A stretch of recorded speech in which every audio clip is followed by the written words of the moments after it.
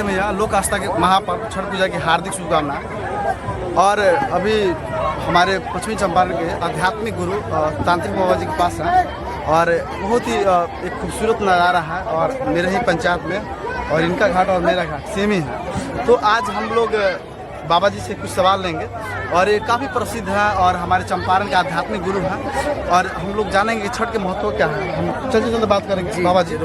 तो हम चाहेंगे आप मुझे बताइए छठ का क्या महत्व है। और जैसे कि हम लोग शास्त्रों में देखा जाता है कि जिसका उदय होता है उसका निश्चित उसका उदय होता है उसका अस्त होता है, लेकिन छठ पूजा हमको बताता है जिसका अस्त होता है उसका उदय भी होगा। आप आध्यात्मिक गुरु है, इसके बारे में जाना। जी बहुत धन्यवाद नंद किशोर जी, बहुत प्रसन्नता है। आप मेरे ग्राम जोकटिया के वासी हैं और समाज के मानस पटल पे आप बहुत सारी बातें रखते हैं। इसी संदर्भ में आज हम लोग बड़ी पवित्र अवसर पे उपस्थित हैं। ये पवित्र घाट जोकटिया के बहुत ही प्रसिद्ध घाट है और छठी माई की कृपा पूरे जनमानस पे पड़े। मैं इसकी शुभकामना बधाई देता हूँ, आपको भी बधाई देता हूँ और इस वीडियो को देखने वाले समस्त आम जनमानस को छठ पूजा की हार्दिक शुभकामना बधाई। और मैं बताना चाहूँगा कि बिल्कुल ये छठ पूजन जो है इसको श्री सूर्य षष्ठी व्रत भी कहा जाता है। भगवान भास्कर सूर्य भगवान का यह अनुपम पूजा है। अधिकतर अपने पुत्र की रक्षा के लिए, पुत्र की दीर्घायु के लिए, लंबी जीवन के लिए ये उपासना होता है।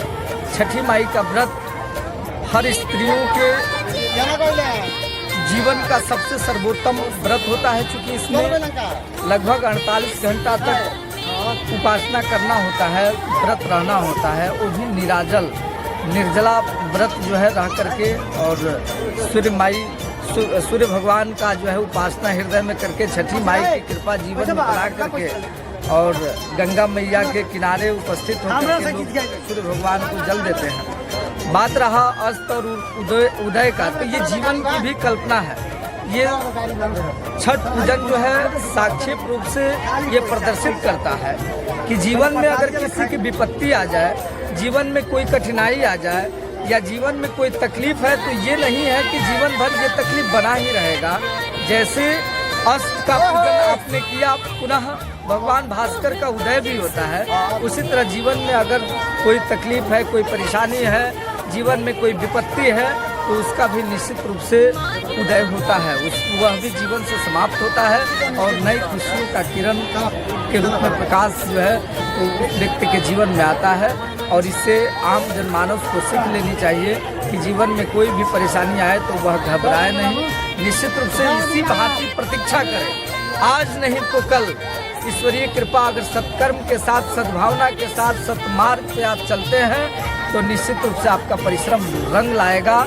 और ये सूर्य षष्ठी व्रत करने मात्र से जिनको संतान नहीं रहता है, पुत्र नहीं रहता है, पुत्र की इच्छा से भी बहुत सारी स्त्रियां जो सुहागन होती हैं वह व्रत रखती हैं कि मुझे पुत्र छठी माई दें और सबकी गोद भरता भी है। इसकी कामना हम करते हैं कि जो भी हमारे जोकटिया क्षेत्र या इस वीडियो को देखने वाले जितने आध्यात्मिक जन हैं, जितने सनातनी लोग हैं, जो भी छठ पूजा में आस्था रखते हैं, जिस मनोकामना से छठी माई की उपासना किए हो, सबकी मुराद पूरी हो, सबकी मनोकामनाएं पूर्ण हो, इसकी बधाई आशीर्वाद देते हैं। देखिए आगे अभी हमारे भारत देश में सोशल मीडिया का क्रेज बहुत ज़्यादा है।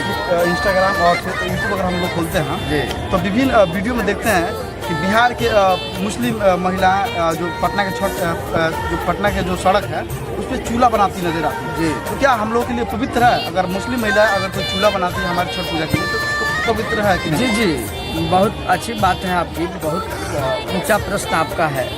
यदा कदा अधिकतर कई जगहों पे देखा जाता है कि मुस्लिम समुदाय की स्त्रियां भी इस व्रत को रखती हैं, वो लोग भी इसमें आस्था रखते हैं और ये बधाई के पात्र वो लोग हैं जो भी, चूँकि इतिहास गवाह है, इससे पवित्रता में कहीं कोई दाग नहीं है। कोई भी व्यक्ति अच्छे मन से, स्वच्छ पवित्र मन से स्वच्छ बन करके, शाकाहार रह करके, व्रत रह करके छठी माई का पूजन करता है तो वो बधाई का पात्र है। और रसखान, रहीम जैसे बहुत सारे ऐसे, मोहम्मद मलिक जायसी जी जैसे विद्वान महापुरुष रहे हैं, जो मुस्लिम समुदाय में होने के बाद भी उन लोगों ने कृष्ण की उपासना किया है, राम की उपासना किया है और वो जगत में सनातन धर्म का, परमात्मा के नामों का प्रचार प्रसार किया है। तो अगर कोई भी किसी भी धर्म का व्यक्ति, चाहे वो मुस्लिम हो, सिख हो, ईसाई हो, अगर छठी माई का पूजन करता है तो उसकी मनोकामना पूर्ण होती है और पूर्ण होगी, और ये लाजमी है, ये होना चाहिए, इसमें कहीं कोई वर्जित नहीं। गुरु जी, आप इस दुनिया को बता दीजिए कि सनातन सबका है, तो आप सभी लोग छठ पूजा के बारे में क्या सोचते हैं और सनातन धर्म के बारे में क्या सोचते हैं, और हमारे आध्यात्मिक गुरु तांत्रिक बाबा के बारे में क्या सोचते हैं, आप सभी कमेंट कीजिए। और आप सभी देशवासियों को फिर से छठ पूजा की हार्दिक शुभकामनाएं, बधाई।